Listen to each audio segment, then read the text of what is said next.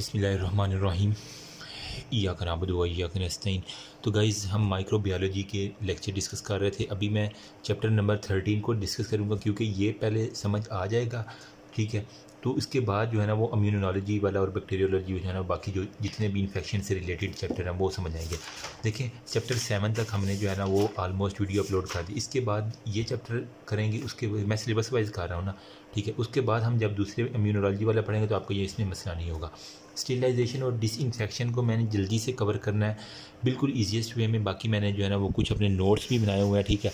आप इधर नोट से नोट कर लें तो ज़्यादा बेस्ट है, ठीक है। क्योंकि मेरा जब वैसे लिखने को दिल कर रहा था, मैंने कहा चलें ये इसको ना थोड़ा चार्ट की फॉर्म में लेके आते हैं ईजीएस्ट वे में। कोई मुश्किल चैप्टर नहीं है, बिल्कुल छोटू सा शुरू करते हैं।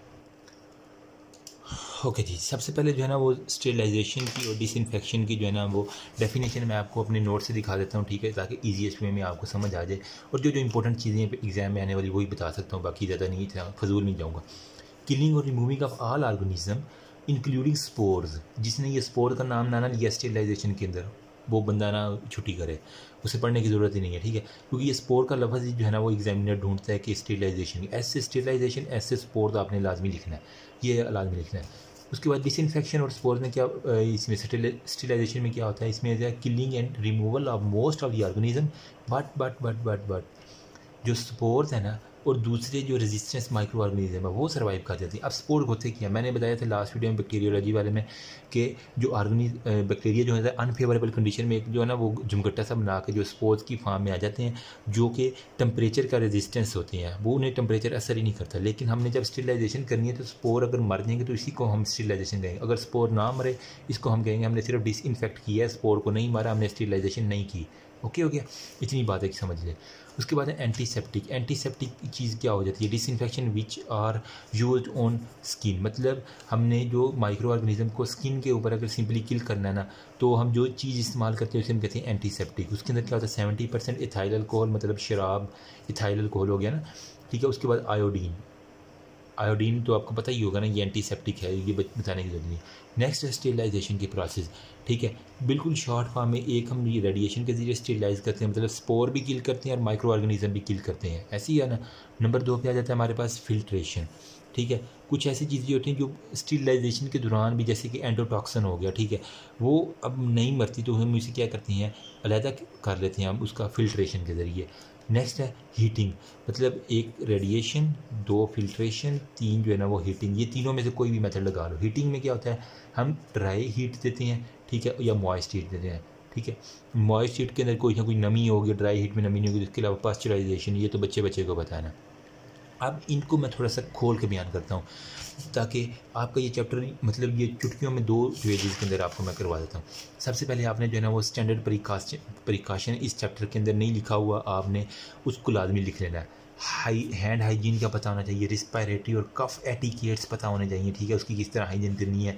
सेफ इंजेक्शन प्रैक्टिस, मतलब इंजेक्शन सेफली कैसे डिस्पोज करना है, या उसका डिस्पोजल हो गया, नीडल हो गया, स्केपल्स वगैरह सारे के सारे इंस्ट्रूमेंट। अगर एक्सपोजर है ना बॉडी फ्लूइड के साथ या एरोसिल्स के साथ तो इसके लिए हम पीपी यूज़ करते हैं। जिस तरह आप कोरोना के अंदर जो है ना वो बॉडी फ्लूइड वगैरह और ये सारे के सारे, तो हम पीपी जो वो पहन के आए होते हैं। पर्सनल प्रोटेक्टिव इक्विपमेंट, मतलब वो शीशा सा भी सर के ऊपर रखा होता है, वो एक जैकेट से भी पहनी होती है, उसे हम पीपी कहते हैं। सच मास्क और फेस शील्ड, ठीक है, gloves, ground protective eyewear, ये सारे के सारे आपके पीपीज के अंदर आ जाते हैं। मतलब कहने का ये कि अगर हमारी पर्सनल जो है ना वो प्रोटेक्शन होगी तभी तो हम यार ट्रीट कर सकेंगे, इसलिए वो आपको बताना चाहिए। अगर ये आपको डायग्राम में दिखा सकूँ तो ये सारे पर्सनल जो है ना वो पीपी के स्टैंडर्ड्स हैं। मास्क हो गया, फेस के ऊपर जो शीशा सा चढ़ाया हुआ है, एनक होगी, ग्लव्स हो गए, और ये जो नीले से रंग किसी ने सूट पहने हुए, पाकिस्तान में जो बालू बनाए होते हैं ना वाइट कलर के डॉक्टर फिर रहे होते हैं, काफ़ी मीम्स भी उसके ऊपर मैंने देखे हैं कि वो देखो बालू जा रहा है छोटा सा। अच्छा, मॉइस्ट हीट क्या होता है, मॉइस्ट हीट में एक होता है ऑटोक्लेव मशीन होती है जिसके अंदर जो है ना वो हम ये सारे का सारा करते हैं। क्या करते हैं 121 डिग्री, 100 डिग्री पे देख लो वो पानी बॉयल होता है, हम 121 डिग्री देते हैं 15 पाउंड पर स्क्वायर इंच के हिसाब से फॉर 15 से 20 मिनट के अंदर 121 डिग्री सेंटीग्रेड दिया, ठीक है, 15 पाउंड पर स्क्वायर इंच के हिसाब से। तो ये मॉइस्ट हीट जो है ना वो हर चीज़ कर देती है। इसके अंदर कौन कौन सर्जिकल इंस्ट्रूमेंट हो गए, ठीक है, जिस तरह हमने वो कोई भी सर्जरी की है किसी भी शख्स की, तो वो जो इंस्ट्रूमेंट है उसको दोबारा तो भी करना है ना। या सर्जिकल ग्लव हो गए, हाँ कुछ ग्लव्स भी ऐसे होते हैं जो सर्जिकल होते हैं, वो बार बार हम यूज़ कर लेते हैं उनको खर गए। इसके अलावा कल्चर मीडिया आपने देखा होगा, नर्सें सुबह सुबह जो है ना वो ग्लव्स इस तरह डाल डाल के वो उनको स्टीलाइज, वो मॉइस्ट हीट के अंदर ऑटोक्लेव मशीन होती है। मैं दिखाता हूँ एक, ये देखो, अगर हॉस्पिटल में कभी मैं क्या तो आपको वहाँ से दिखाऊंगा, कभी यहाँ डायग्राम से गुजारा करें, ये थोड़ी एडवांस किस्म की हैं, ठीक है। ये देखो, ये नर्स जो है ना वो ग्लव्स वगैरह को ऑटोक्लेव मशीन के अंदर, जिस तरह वॉशिंग मशीन होती है ना यार, इसी तरह की समझ लो, लेकिन उसके अंदर हम हीट देते हैं 121 डिग्री सेंटीग्रेड, 15 जो है ना पाउंड पर इंच, 15 पाउंड पर इंच ये के हिसाब से 15 से 20 मिनट के लिए बस। उसके अलावा जो है ना ये इसकी सर्जिकल ये बात जाते हैं ना। कंट्रोल ऑफ ऑटोक्लेव में क्या है, एक ऑटोक्लेव टेप होती है, ठीक है, जिसके ज़रिए हम सारी आइडेंटिफिकेशन करते हैं। स्पोर ऑफ बेसिलस स्टीरियोथोमोफिलस जो होता है ना, स्टीरियोथोमोफिलस जो है ना वो किस तरह हम रिमूव करते हैं at temperature beyond the 100 degree centigrade, 100 degree centigrade के ऊपर दे के जो है ना ये बेसिलस जो है ना इसको हमने रिमूव करना है ऑटोक्लेव के अंदर। केमिकल इंडिकेटर्स फिर कुछ होते हैं, क्या होता है चेंज, वो अपना कलर चेंज कर लेते हैं ख़ास टेम्परेचर पे जाकर, ताकि हमें पता चल जाता है कि हाँ अब ये अचीव हो गया। तो ये सारा का सारा था मॉइस्ट हीट के बारे में। इसके अलावा जो है मॉइस्ट हीट के अंदर बॉइलिंग आ जाता है, स्टीमिंग आ जाती है, ये दो चीज़ें हो जाती हैं, ठीक है। जिस तरह हम पानी को बॉयल करते हैं या फिर हम स्टीम खाली दे के ना स्टीम मारते हैं, वो बैक्टीरिया उड़ के पर मर जाते हैं। Steaming at 100 degree centigrade for consecutive days, मतलब कुछ ऐसे बगैरत होते हैं वो मरते नहीं, उन्हें हम कंसेक्टिव डेज़ के ऊपर जो है ना वो स्टीमिंग 100 डिग्री सेंटीग्रेड बार बार देते हैं। इसे हम कहते हैं टेंडेलाइजेशन हो गया, TYNDALIZ, टेंडेलाइजेशन। अब इसके अंदर क्या होता है, done for some culture media containing heat labile integrate, जो हीट लेबाइल होते हैं उनके लिए विच में भी डैमेज इन ऑटोक्लेव। देखो अब कुछ कल्चर मीडिया ऐसे होते हैं जो हीट के ऊपर जो है ना वो टूट जाते हैं, अपनी साख्त को खो देते हैं। तो अब उसके लिए तो हम ये वाला मेथड से नहीं ना इस्तेमाल करेंगे 121 डिग्री सेंटीग्रेड 15 मिनट प्रेशर इतना दे के पाउंड पर स्क्वायर इंच के ऊपर। हमने क्या करना है, सिंपली जो है ना वो उसकी टेंडेलाइजेशन कर देनी है। मतलब क्या करना है कि उसको 100 डिग्री सेंटीग्रेड पे थोड़ा थोड़ा थोड़ा थोड़ा जो है ना वो करते करते उसको मारना है, ठीक है, उसके अंदर जितने भी जर्म्स वगैरह हैं उसको। तो इसे हम कहते हैं कि ये हम ऑटोक्लेव के अलावा एक मेथड यूज़ करते हैं जिसे हम कहते हैं टेंडेलाइजेशन, स्टीमिंग एट 100 डिग्री सेंटीग्रेड। बस ये वाला पता आपने बता देना, आपका काम हो जाएगा। ओके हो गया। ये सिर्फ उन मीडियाज़ के लिए जो हीट सेंसिटिव होते हैं। Next dry heat. Dry heat में कुछ नहीं है, एक होता है फ्लेमिंग, ठीक है, हमने फ्लेम देना है, और इंसिनरेशन हो गया। इसके अंदर क्या होता है, हॉस्पिटल वेस्ट जो होता है ना, जिस तरह भी लार्ज स्केल के ऊपर हमने अब जितना भी हॉस्पिटल वेस्ट है, जिस तरह के होता है ना कुछ ऑर्गन का कट हो जाना, या फिर कुछ ग्लव्स ऐसे हैं, कुछ हीट स्वैप है, कुछ स्वैप ऐसे हैं जो काफ़ी डेंजरस हो सकते हैं, उनको हमने अब डिस्पोज भी करती है ना। जिस तरह अगर बड़े हॉस्पिटल में देखें तो एक प्लांट प्रॉपर लगा होता है, ठीक है, तो वो उसे हम कहते हैं इंसिनरेशन। अब हॉस्पिटल वेस्ट सारे का सारा, इसके अंदर क्या होता है, हॉट एयर ओवन, एक किस्म का ये हवा वाला ओवन कह लो, 160 से 180 डिग्री सेंटीग्रेड के ऊपर जो है ना वो हमने हवा मारनी है ओवन के ज़रिए, यूँ समझ ले, ठीक है। अब यहाँ पे हमने 121 किया था, अभी जस्ट इमेजिन 160 मतलब से 180 डिग्री हर चीज़ जल के भून जाएगी। अगर इसके अंदर हॉस्पिटल वेस्ट के अंदर आते हैं ना कुछ एम्प्यूटेड आर्म्स होते हैं, कुछ शुगर के पेशेंट के हमने ऑर्गन काटे होते हैं, तो वो हमने डिस्पोज ऑफ करने होते हैं, वो इनके अंदर सारे का सारा पिघल पुगल की हर चीज़ ख़त्म हो जाती है। Material that can not be sterilise using autoclave placed in hot air, वही बात है, ऐसे मटीरियल जो हीट ऑटोक्लेव मतलब 121 डिग्री सेंटीग्रेड के ऊपर भी हमारे से नहीं स्टेरलाइज होते, उसे हम फिर 180 से 160 डिग्री के ऊपर कर लें। जिस तरह के ग्लास बीकर और यूटेंसिल, वो कह रहा है may be damage bye steam of the autoclave, ठीक है, पाउडर या ऑयल। ओके हो गया। अब देखो ना, यहाँ पे हमने ड्राई हीट देनी है, सिंपली जो है ना वो क्या करना है कि हमने हवा मारनी है। यहाँ पे हम क्या कह रहे थे, 121 डिग्री सेंटीग्रेड पे प्रेशर के साथ, हमें यहाँ पे प्रेशर नहीं चाहिए। क्यों? क्योंकि कुछ ऐसे गिलास होते हैं जो प्रेशर के ऊपर टूट जाते हैं, कुछ यूटेंसिल्स ऐसे होते हैं जो प्रेशर के ऊपर टूट जाते हैं। तो इसके लिए हमें सिर्फ उसे ड्राई हीट देनी है, मतलब एयर ओवन के अंदर। तो उसके लिए हम ये सारे का सारा ड्राई हीट वाला मेथड यूज़ करते हैं। समझ आ रही है ना मेरी बात? कोई मुश्किल रॉकेट साइंस नहीं है। जो नाजुक मिजाज होते हैं, जो सिर्फ हाई प्रेशर को बर्दाश्त नहीं कर सकते, जिस तरह गिलास भी करें, उसको हम ड्राई हीट के ज़रिए जो है स्टेरिलाइज कर लेते हैं। बस नेक्स्ट है pasteurization, heating followed by rapid cooling हो गया। अच्छी खासी हीट देकर उसको अचानक ठंडा कर दो, ये समझ लो 63 डिग्री सेंटीग्रेड के ऊपर फॉर 30 मिनट। ठीक है, आपने देखा होगा ऑल्पर्स वालों की मशहूरी है कि हमने पास्चराइजेशन करना है, वो एक तरफ कूलिंग प्लांट चल रहा होता है, एक तरफ हीटिंग, गरम गरम दूध जो है ना वो ठंडे में कन्वर्ट कर देते हैं। इसी हम प्रोसेस को कहते हैं पास्चराइजेशन। मिल्क बोर्न पैसेंजर जैसे सैल्मोनीला हो गया, बर्सीला हो गया, माइकोबैक्टीरियम बोइस जो है ना, ये 3 बैक्टीरिया जो मोस्टली पास्चराइजेशन के अंदर हमने, हमारा मकसद जो है ना किल करना होता है। फ्लैश पास्चराइजेशन के अंदर क्या होता है, हम टेम्परेचर को जो है ना यहाँ पे 30 डिग्री पे किया था 63 पे, यहाँ पे टेम्परेचर बढ़ा के 72 डिग्री सेंटीग्रेड पे 15 सेकंड के लिए, मतलब सेकंड के अंदर बात आ रही है। ये MCQs भी आ जाता है 70 डिग्री, यहाँ पे 15 मिनट लिखा था, 15 सेकंड, आपने सेकंड के ऊपर टिक करना है। ओके हो गया। यहाँ पे देखो, अगर किसी को जल्दी है ना तो वो 72 डिग्री सेंटीग्रेड दे के 15 सेकंड के लिए कर ले, अगर किसी को जल्दी नहीं है तो 63 डिग्री सेंटीग्रेड के लिए 30 मिनट, आधा घंटा इंतज़ार कर रहे हैं। बस ये पास्चराइजेशन के 2 तरीके हैं, बाकी और कोई रॉकेट साइंस नहीं है। नेक्स्ट है रेडिएशन। रेडिएशन के देखिए हम किस तरह करते हैं, अल्ट्रा वायलेट और एक्सरे, 2 हमारे पास चीज़ें हैं। ठीक है, इसीलिए कहते हैं ना एक्सरे ख़तरनाक हैं। अब देखो अल्ट्रा वायलेट रेडिएशन जो सूरज से आती है ना, ठीक है, इसी तरह हम आर्टिफिशियली प्रोड्यूस करते हैं 250 से 260 नैनोमीटर तक। ये मैं बताता हूँ क्यों ये रेंज ही क्यों ली है हमने, क्योंकि इसके ऊपर जो है ना प्यूरिन और पैरामिडीन की जो है ना वो चेंजेस आना शुरू हो जाती हैं, जिसकी वजह से उनका स्ट्रक्चर डिस्ट्रॉय हो जाता है। Greatest antimicrobial activity of ultraviolet rays, मतलब सबसे ज़्यादा जो है ना एंटी माइक्रोबियल एक्टिविटी जो है ना इस वेवलेंथ के ऊपर होते हैं, 250 से 260, 250 से 260, यूँ याद कर लें आप आसान अल्फाज में। Used in hospital to kill the airborne, ठीक है, मतलब जो हवा के अंदर यूँ ही मोलक हुए पड़े होते हैं ना बैक्टीरियाज, ठीक है, जिस तरह TB के पेशेंट्स हो गए, उनके खांसने की वजह से जो आ जाते हैं, उनको फिर स्टेरिलाइज करने के लिए हम एयरबोर्न बैक्टीरिया जो है ना रेडिएशन के जरिए किल करते हैं, अल्ट्रा वायलेट। ठीक है, जो सूरज से आ रही हैं उसी तरह की रेडिएशन। नेक्स्ट है specially in operating OT rooms के अंदर जो है ना जब वो यूज़ कर ली जाती हैं, उसके बाद सारे OT रूम को स्टेरिलाइज किया जाता है इस मेथड के ज़रिए। ठीक है, bio bacterial spores are quite resistance and require a dose up to 10 times greater than vegetative bacteria. Okay हो गया, मतलब जो बैक्टीरिया स्पोर है ना ये ज़्यादा रेजिस्टेंस होते हैं, तो इसके लिए हमें वही जो UV लाइट है ना उसको 10 टाइम्स उसकी पावर को इंक्रीज़ करके ना फिर मारते हैं ताकि स्पोर भी मार जाए। स्पोर मारना ही असल स्टेरिलाइजेशन का मैकेनिज़्म है।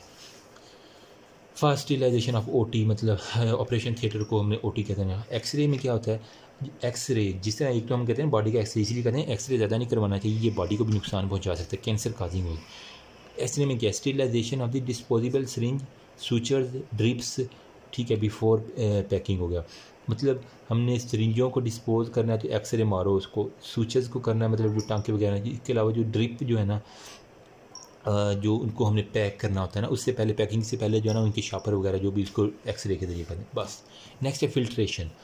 फिल्ट्रेशन में क्या होता है, कुछ ऐसे होते हैं कह लो कि बेगैरत किस्म के जो हीट से भी नहीं मरते, जिस तरह एंडोटॉक्सिन है, मतलब उनके ऊपर हीट का असर ही नहीं है, वो हीट सेंसिटिव है, तो हीट जो है ना वो स्टेबल है, स्टेबल कह लो। ठीक है, उसको हमने निकालना तो है ना, अब निकालें कैसे, सारे मेथड अप्लाई कर लिए, सारे में फेल हो गए तो हम क्या करेंगे, उसको पकड़ के बाहर निकालना। Trapping particle larger than pore size, मतलब हम एक फिल्ट्रेट लेंगे, ठीक है, उसके अंदर जो सारा सोल्यूशन डालेंगे, तो जो होंगे ना बड़े साइज़ वाले एंडोटॉक्सिन वो यहीं पे रह जाएंगे, बाकी सारा साफ होकर निकल आ जाएगा, simple. Commonly used filter in compose of nitro cellulose का जो है ना फिल्टर ये हम यूज़ करते हैं, ये एक इंपॉर्टेंट MCQ है, जिसका साइज़ 0.22 माइक्रोमीटर, ये आपने नहीं भूलना। ठीक है, 0.22 माइक्रोमीटर का आपने कहना है नाइट्रो सेलुलोज लेके आओ, उसके अंदर वो सारे का सारा सोल्यूशन है। अब क्या होगा, बैक्टीरिया और स्पोर जो है ना वो नाइट्रो सेलुलोज के अंदर रह जाएंगे, बाकी जो है ना वो फ्लूइड वो पोर से पास कर देगा, से सिंपल। एंडोटॉक्सिन की वो कह रहा है, बात कर रहा है, सर्वाइव करते हैं प्रोसेस ऑफ ऑटोक्लेविंग, जिस तरह के IV fluid should be filtered after autoclaving हो गया, हमने ऑटोक्लेव मशीन से तो उसको डाल दिया, जो बैक्टीरिया से वो मर गए, लेकिन जो एंडोटॉक्सिन था वो तो रह गया ना। ठीक है, एंडोटॉक्सिन को भी IV फ्लूइड डालने बंदे को लगाने से पहले हम जो है ना एंडोटॉक्सिन को फिल्ट्रेट करते हैं, उसके बाद लगाते हैं ताकि उसके अंदर कुछ भी ना हो, और ये पीछे से पैक को क्या कहते हैं। Filtration is preferred method of the sterilization certain solution, जैसे हीट सेंसिटिव, वही कह रहा हूँ ना, जो हीट सेंसिटिव है ना, कुछ ऐसी चीज़ें होती हैं जो हीट सेंसिटिव होती हैं, कुछ मटेरियल ऐसा होता है, कुछ इंजेक्शन ऐसे होते हैं कि अगर उन्हें हीट के अंदर रखें तो वो उन एक्सपायर हो जाते हैं, तो इसलिए हम ना उन इंजेक्शन को ना स्टेरिलाइज करने के लिए वो कह रहे हैं कि हम ये फिल्ट्रेशन वाला प्रोसेस कर लेते हैं, ये अच्छा भी है। पास्ट में क्या कहते हैं intravenous solution war autoclaved but heats resistant. वो कह रहा है कि पास्ट के अंदर यही था ना कि हम ऑटोक्लेव मशीन से तो डाल लेते थे लेकिन उसके अंदर हीट सेंसिटिव एंडोटॉक्सिन वो रह जाता था जो कि ग्राम नेगेटिव बैक्टीरिया, हमने ग्राम पॉजिटिव और नेगेटिव वाली बात की ना, तो ग्राम नेगेटिव बैक्टीरिया से एंडोटॉक्सिन जो आ रहा था ना वो क्या कर रहा था फीवर का, मतलब उसको IV फ्लूइड लगाया तो उसे फीवर हो जाता है। फिर उन्होंने देखा कि ये क्या चक्कर है, तो एंडोटॉक्सिन उसके अंदर पड़ा हुआ था, ठीक है। उन्होंने क्या किया, सोल्यूशन को फिर उसने फ़िल्टर किया, पायरोजिन उसके अंदर से रिमूव की है ऑटोक्लेविंग के बाद, ठीक है। मतलब प्रायर टू ऑटोक्लेविंग पहले कर लिया फ़िल्टर, फिर उसके बाद ऑटोक्लेव किया तो हर चीज़ ही खत्म हो गई। नेक्स्ट डिसइंफेक्शन, मतलब हमने बैक्टीरिया को जो है ना वो किल करना है केमिकल के ज़रिए। Rate of killing is defined as an inversely proportion, ये आपकी बुक के अंदर लिखा हुआ है, an inversely proportion to CT।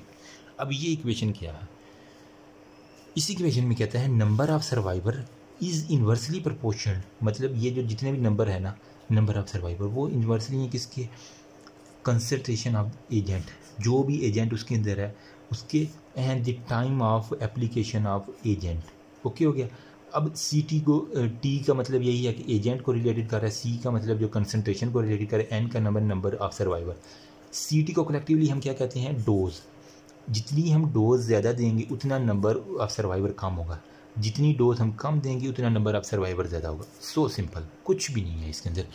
इसके अंदर फिर आ जाता है फिनोल कोफिशिएंट। फिनोल कोफिशिएंट क्या है कि हमने जो भी डिसइंफेक्टिंग उसकी पावर है ना, किसी भी सोल्यूशन की एक पावर होती है उसको डिसइंफेक्शन करने का, उसकी पावर को अगर हम मेजर कर लेना तो उसका यूनिट ये समझ लें कि फिनोल कोफिशिएंट है। क्या होता है, ratio of concentration of phenol to concentration of agent, मतलब फिनोल कितनी दी है और उसके बाद जो है ना एजेंट की कंसंट्रेशन कितनी रह गई है, वो required to cause the same amount of the killing under standard condition of the test. So simple, हमने किल करना है, सिंपली हमने उसकी ताकत देखनी तो हम उसे हम कहेंगे फिनोल कोफिशिएंट। कॉमन डिसइंफेक्टेंट कौन से हैं, अल्कोहल 70%। अच्छा 70% अल्कोहल ज़्यादा इफेक्टिव है क्योंकि जब अल्कोहल और पानी को मिक्स करते हैं तो वो ज़्यादा इफेक्टिव हो जाती है, बजाय कि 100% अल्कोहल यूज़ करें। ये भी पूछा जाता है। 70% अल्कोहल जो है ना वो स्किन के ऊपर अगर हम यूज़ करें एंटीसेप्टिक, मेरी अगर स्किन के ऊपर इन्फेक्शन हुआ तो मैं अल्कोहल को ना पानी के अंदर 70% का सोल्यूशन बना कर डालूँ ना तो वो मोस्ट इफेक्टिव है, यूँ समझ लें। फिनोलिक डिसइंफेक्टेंट फर्स्ट एवर जो होते हैं ना वो माइकोबैक्टीरियम जो होते हैं ना TB के पेशेंट, उनके वॉशरूम्स और उनके रूम हॉस्पिटल के अंदर फिनोलिक डिसइंफेक्टेंट से किए जाते हैं। क्योंकि वो माइकोबैक्टीरियम जो है ना वो उसको यूँ करके मार देता है। अगर ये ना मरे तो ये जो नर्सिस होते हैं, अमला होता है, डॉक्टर्स होते हैं, इनको तो अमूमन हो ही जाता है माइकोबैक्टीरिया, ये TB हो जाता है। इसलिए बच्चे मास्क पहन के जाएँ और डिसइंफेक्शन वाला फिनोलिक डिसइंफेक्टेंट यूज ज़रूर। क्लोरी हेक्सिडिन क्या होता है, क्लोरीनेटेड फिनोल जो होते हैं, हम ये सर्जिकल स्क्रब्स जितने भी होते हैं ना उसके लिए हम क्लोरी हेक्सिडिन यूज। हाइपोक्लोराइड्स जितना ब्लीच हो गया या हाइपोक्लोरस HOCl हो गया, तो ये क्या है, इफेक्टिव एजेंट है। जो हेपेटाइटिस B, C और HIV के पेशेंट है ना वहाँ पे यूँ समझ लें कि हमने ब्लीच मार देनी है, ब्लीच फेंक देनी है कपड़ों वाली, जिसके अंदर हाइपोक्लोरिक एसिड होता है ना, वो याद रखने के लिए, ठीक है। तो ये हो गया। उसके बाद डिटर्जेंट्स में जैसे लाइसोल हो गया, बेंजेलकोनियम क्लोराइड जो है ना ये डिटर्जेंट्स के तौर पे यूज़ करते हैं। इसका मैं आगे फंक्शन बताता हूँ। एसिड और अल्कलाइज हम यूज़ करते हैं। आयोडीन जो है ना वो एंटीसेप्टिक है, क्योंकि पायोडीन और टिंचर्स ऑफ दी आयोडीन ये आपने नाम सुना ही होगा ना, तो ये एंटीसेप्टिक है। मतलब हम ज़ख़म पर सबसे पहले पायोडीन लगा देते हैं ना, वो एंटीसेप्टिक है ताकि सारे बैक्टीरिया मार जाएँ। क्रिस्टल वायलेंट में जेंटन वायलेंट आ जाता है। हाइड्रोजन पेरोक्साइड की बात जाती है जो कि इंजाइम के लिए ख़तरा है। इथाइलिन ऑक्साइड क्या है, hospital for heat sensitive material के लिए। सिल्वर नाइट्रेट क्या है, गोनोकोकल ऑप्थेल्मिया नियोनेट्रियम हो गया, ये डिजीज़ है आँखों की, ठीक है, ये मैं दिखा देता हूँ अभी। मर्कुरियम क्लोराइड क्या है, फॉर वाउंड्स, अगर कोई ज़ख़म हो गया तो मर्क्यूरियल क्लोराइड हो तो डिसइंफेक्टेंट यूँ चला जाएगा। अभी जिसने नोट्स की अगर पिक्चर लेनी है तो 1 मिनट ये यहीं से मार लो, बाकी मैं अभी दिखा देता हूँ बाकी बुक के अंदर क्या क्या लिखा हुआ, ठीक है। अपनी वीडियो की क्वालिटी को इंक्रीज़ करके ना थोड़ी सी फिर पिक्चर लेना, तो फिर बड़ी हैवी किस्म की पिक्चर्स ना आपके पास आ जाएंगी। ये अभी मैं बुक से दिखा देता हूँ, जाना नहीं है कहीं भी। ये उसके बाद ये उसके बाद ये और फिर ये। हाँ यार गर्मी भी बहुत है, क्या मसला। ओके अब हम बुक से देखते हैं। मैं दिखा देता हूँ, अपने नोट्स भी मैच करूँगा साथ साथ बुक के साथ। सबसे पहले स्टेरिलाइजेशन की डेफिनेशन है, वो कह रहा है माइक्रो ऑर्गेनिज्म की रिमूवल करना स्पोर की। ऐसे स्टेरिलाइजेशन, ऐसे स्पोर हो गया। ओके हो गया। एक बात ये आपने कलेक्ट कर लेनी है यार, फ्लैश लाइट क्यों ऑफ हो गई है। ओके, उसके अलावा फिर वो कह रहा है कि स्टेरिलाइजेशन जो है ना वो ऑटोक्लेविंग मशीन के अंदर किया जाता है, जहाँ पे जो है ना वो फिर वो 121 डिग्री सेंटीग्रेड की बात कर रहा था, 15 जो है ना LB पर इंचज़ के हिसाब से 15 मिनट्स तक हम मूव कर रहे थे, ठीक है, वो सारे के सारा। उसके अलावा वो स्टीलाइज का ऑक्साइड गैस हो गया, इथाइलिन ऑक्साइड गैस हो गया। इसके अलावा फिल्ट्रेशन, इंट्रावीनस सोल्यूशन को वो कह रहा है हम फिल्ट्रेशन करते हैं। सर्जिकल इंस्ट्रूमेंट की वो कह रहा है कि हम क्या करते हैं, heat, moist heat are use to sterilise. मतलब हमने अगर सर्जिकल इंस्ट्रूमेंट की बात करनी है ना तो हमने मॉइस्ट